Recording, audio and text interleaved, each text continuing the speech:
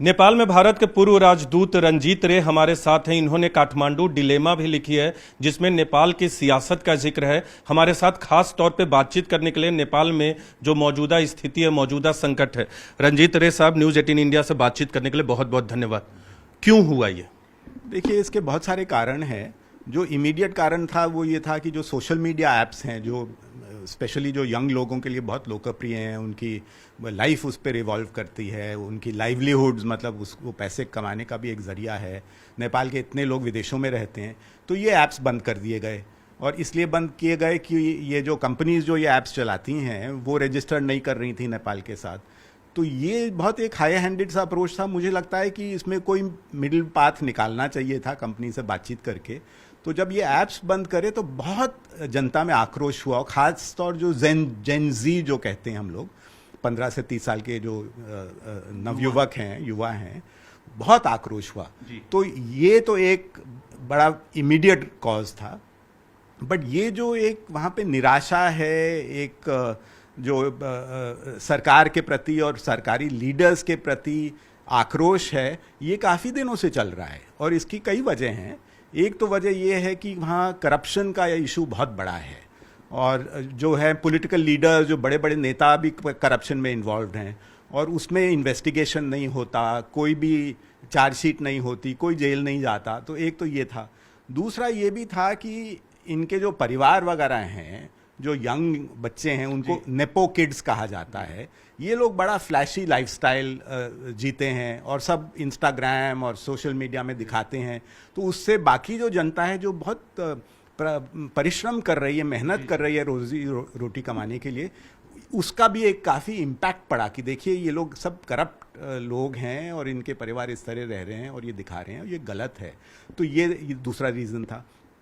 तीसरी वजह इसकी ये थी कि जो अभी का जो सरकार थी, जो अभी ओली जी ने रिज़ाइन किया है, ये दो बड़ी पार्टियों का एक कोalition था, नेपाली कांग्रेस और एमआलए, जो मार्क्सिस्ट कम्युनिस्ट पार्टी है।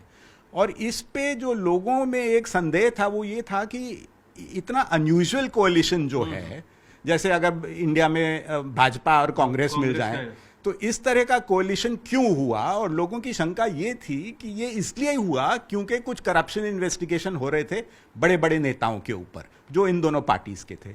तो इन दोनों पार्टीज ने ज्वाइन कर लिया और बेसिकली पार्लियामेंट को डोमिनेट करने लगे। और जो एक बड़ा पॉपुलर लीडर था, उसको केसेस में फंसा के जेल में डाल दिया। अभी उसको छुड़ाया है लोगों ने, रवि लामिछाने नाम है।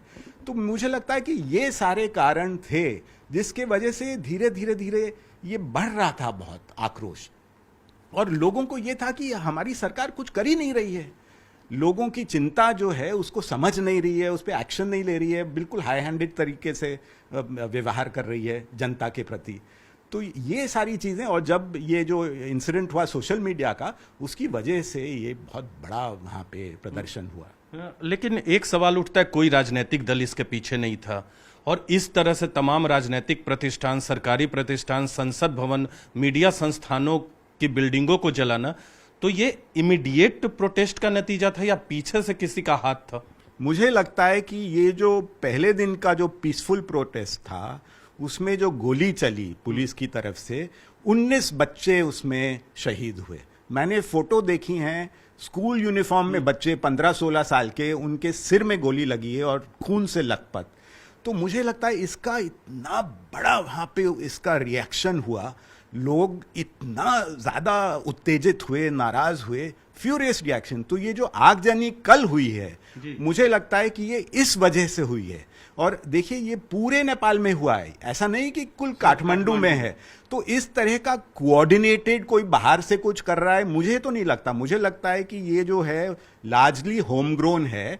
पर ऐसी परिस्थिति, ऐसी संवेदनशील परिस्थिति जब होती है, इतनी इंस्टेबिलिटी होती है, जब तक ये कुछ स्टेबिलाइज ना करे सिचुएशन, तो हमेशा डेंजर। लोग अपना अपना इंटरेस्ट देखते हैं, उसका एडवांटेज लेना चाहते हैं।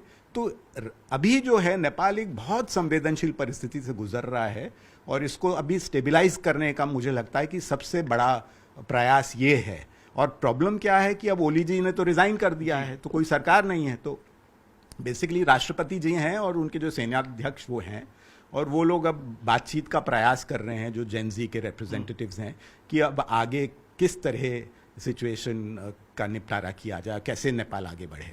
तो अब आगे होगा क्या नेपाल में? देखिए, एक तो पहले तो सिक्योरिटी सिचुएशन स्टेबलाइज करनी है, और आर्मी ने अब नियंत्रण में ले लिया है कल रात 10 बजे से।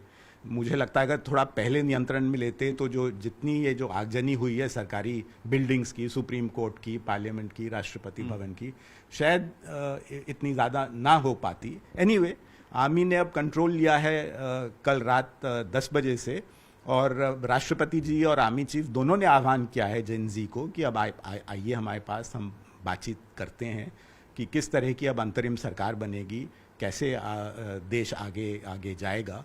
तो मुझे लगता है कि अब ये प्रक्रिया शुरू हो गई है, अब देखते हैं कि क्या होता है। ये एक सवाल है कि अभी वहाँ एक सरकार थी, वो सरकार अब नहीं है।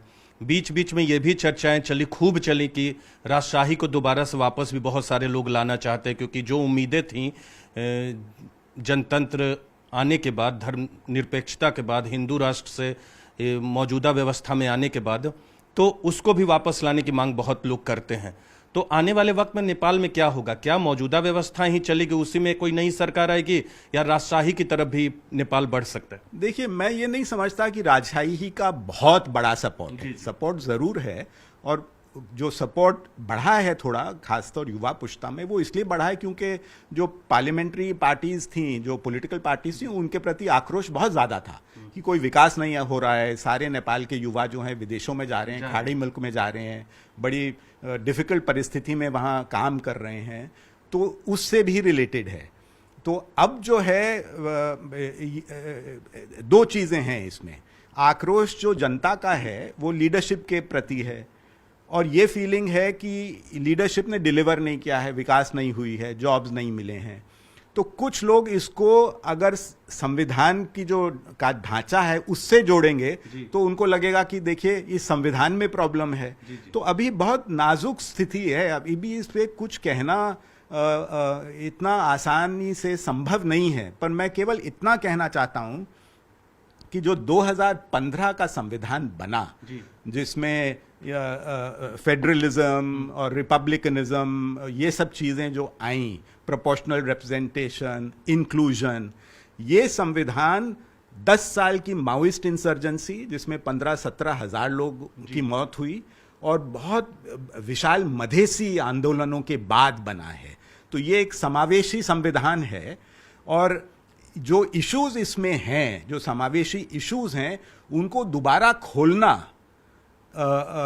उसका क्या इम्पैक्ट पड़ेगा देश में, ये भी मद्देनजर रखना चाहिए। भारत के लिहाज से अगर बात करें, क्योंकि अब कौन सी सरकार होगी, क्योंकि अगर मौजूदा किसी पॉलिटिकल पार्टीज की सरकार होती या कोalition आने वाले वक्त में होगा, वहां तो हमारे इनरूट्स हैं, इसके अलावा जो सेना है वहां उनमें भी जान पहचान। लेकिन ये जेन जी के लोग अगर सरकार में आते हैं, अंतरिम सरकार में भी, तो भारत के लिए क्या चुनौतियां होंगी और हमारा इनरोड्स कितना होगा? देखिए, जैसे मैं कई महीनों से कह रहा हूं कि वहां अभी 2 नेता हैं जो बहुत लोकप्रिय हैं। एक तो जो काठमांडू के मेयर हैं बालेन शाह, और दूसरे जो स्वतंत्र पार्टी के जो अध्यक्ष थे, जो जेल में थे और अभी आंदोलनकारियों ने उनको जेल से छुड़ाया है, रवि लामिछाने, काफ़ी पॉपुलर लीडर्स हैं।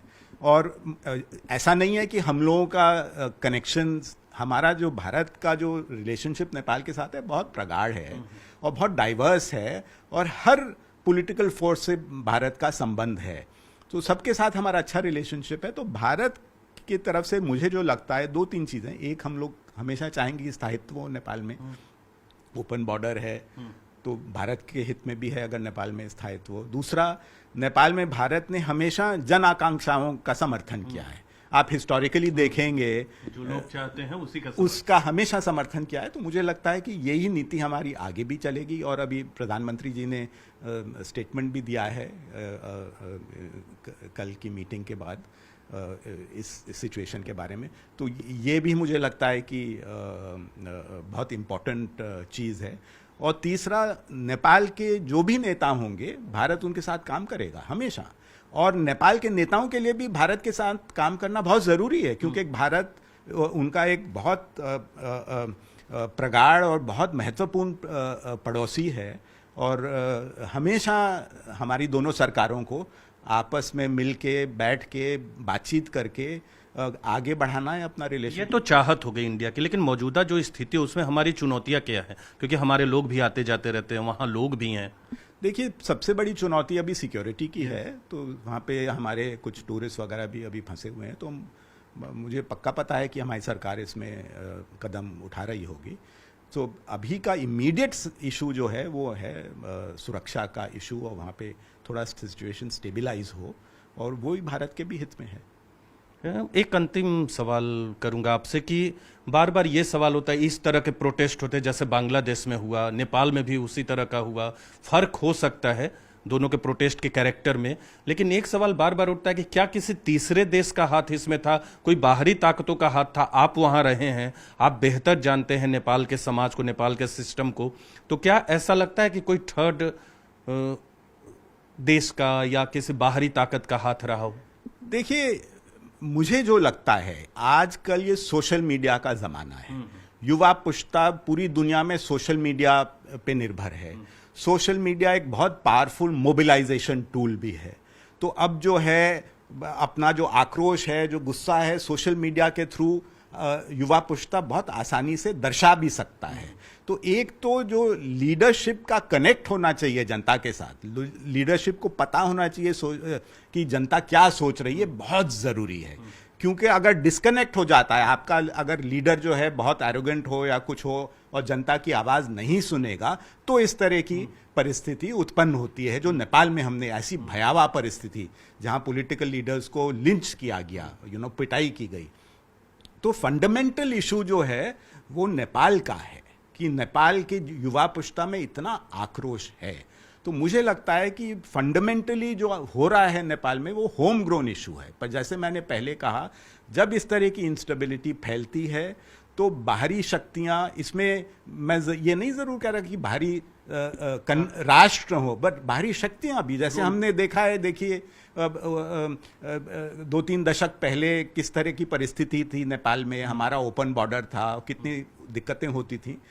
तो इसीलिए हमारे लिए, भारत के लिए वहाँ पे इस जो वहाँ की अभी ये जो समस्या उत्पन्न हुई है, इसको अच्छी तरह समझना चाहिए और इस बेसिस पे हमें आगे बढ़ना चाहिए भारत को। एक अंतिम सवाल और रहेगा, चीन बहुत करीब था अभी हाल के दिनों में, और केपी शर्मा ओली की सरकार भी उनसे बहुत करीब थी। एक कितना बड़ा संदेश है चीन के लिए भी ये प्रोटेस्ट? देखिए, ये तो सारी कंट्रीज के लिए संदेश है। सबसे बड़ा संदेश ये है कि जो नेतागण हैं उनको जनता की आवाज़ सुननी चाहिए। और देखिए, हर कंट्री का अपना इंटरेस्ट होता है, रोल होता है, तो परिस्थिति बदलती रहती है। कभी कहते हैं कि भाई जब कम्युनिस्ट लीडर बन गया तो अरे वो प्रो चाइनीज हो गया, कोई दूसरा बना, अरे वो प्रो इंडियन हो गया। ये सब ऊपर नीचे चलता रहता है। बट जो रिश्ता है खासतौर भारत और नेपाल का बहुत प्रगाढ़ है। चीन नेपाल का भी बढ़ रहा है, ओली जी अभी चीन होके आए हैं, वो बढ़ रहा है, पर मैं उसकी भारत और नेपाल के रिश्ता से तुलना नहीं कर सकता। बालेन शाह का रोल कितना देखते हैं? क्योंकि उनकी, भले वो सक्रिय तौर पे इसमें पार्टिसिपेट नहीं किए लेकिन सपोर्ट किया, तो आने वाली सरकार में या आने वाली जो व्यवस्था होगी उसमें बालेन शाह के शब्दों का अर्थ होगा, उसके मायने होंगे। वो लगातार सोशल मीडिया पे अपना संदेश भी दे रहे हैं, तो कैसे देखते हैं उनकी भूमिका? अब देखिए, अब ये तो समय बताएगा आगे क्या होता है। मैं ऑलरेडी कह चुका हूं कि वो बहुत लोकप्रिय नेता हैं, और साथ ही साथ रवि लामिछाने भी बहुत लोकप्रिय नेता हैं। और ऐसा नहीं है कि दूसरी पार्टीज में, जो कई सारी पॉलिटिकल पार्टीज में बहुत युवा नेता हैं, होनहार नेता हैं, परिश्रमी हैं, तो बहुत, और सिविल सोसाइटी में बहुत बड़े बड़े एमिनेंट लोग हैं। तो अभी देखते हैं कि परिस्थिति आगे कैसे निकलती है। जाते जाते एक सवाल पूछूंगा सर, क्या इस तरह का अंदेशा था कि इतना बड़ा प्रोटेस्ट हो जाएगा? देखिए, ये किसी को नहीं हो सकता इस तरह का अंदेशा। ये जरूर सब पता था कि देखिए वहाँ पे गुस्सा बहुत है, आक्रोश बहुत है, पर किस रुख में जाएगा मुझे नहीं लगता कि कोई इसको एस्टिमेट कर सकता। न्यूज 18 इंडिया से बातचीत करने के लिए बहुत बहुत धन्यवाद। धन्यवाद। तो ये थे हमारे साथ रंजीत रे, नेपाल में भारत के पूर्व राजदूत। इन्होंने हर पहलू पे बातचीत की और ये साफ कहा कि भारत और नेपाल के संबंध प्रगाढ़ हैं, प्रगाढ़ ही रहेंगे, और भारत हमेशा नेपाल के लोगों की भावना को कद्र करेगा। लेकिन अभी जो मौजूदा परिस्थिति है, बहुत मौजूदा परिस्थिति नेपाल में है, वो इतनी जटिल है कि उसमें कुछ भी कहना असंभव है कि आगे क्या होगा। लेकिन नेपाल में ये जो प्रोटेस्ट था, इसका अंदाजा इतना बड़ा होगा किसी को नहीं था। कैमरा पर्सन जयपाल रावत के साथ नीरज कुमार, न्यूज 18 इंडिया, दिल्ली।